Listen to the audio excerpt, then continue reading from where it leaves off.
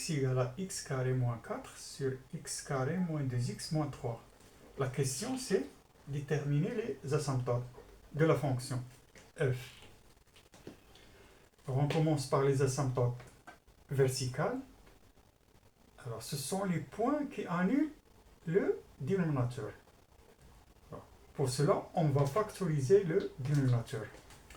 Alors, on a x carré moins 2x moins 3 égale à x carré moins 2x plus 1 moins 4. Ce qui nous donne ici, identité remarquable, donc c'est x moins 1 au carré moins 2 au carré. Ce qui nous donne ici, alors identité remarquable, c'est x moins 1 moins 2 à partir de x moins 1 plus 2. Ce qui nous donne ici, x moins 3,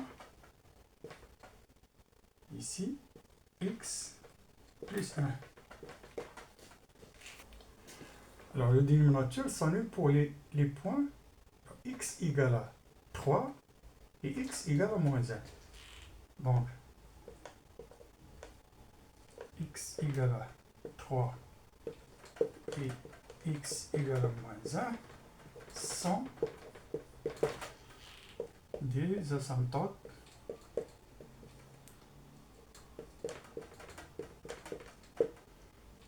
asymptotes verticales.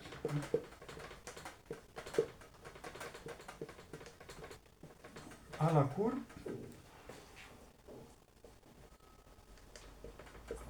CF. Donc la courbe CF, c'est la courbe qui représente la fonction f. Alors on va voir si la fonction admet des asymptotes horizontales ou obliques.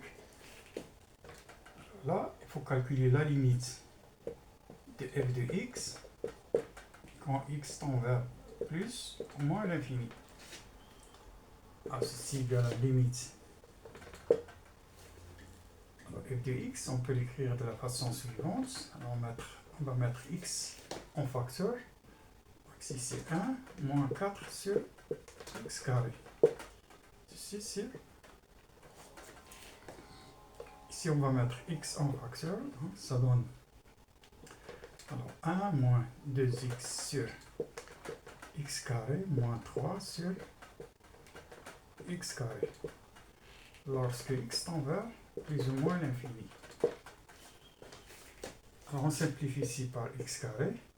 Alors lorsque x tend vers moins l'infini, ici, ce terme-là est tend vers 0. Là, 0, 0. Parce qu'ici on va simplifier par x, donc tend vers 0.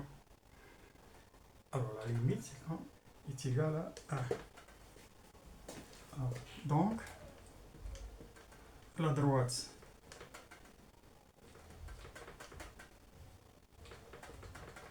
d'équation y égale à 1 et asymptote horizontale ACF.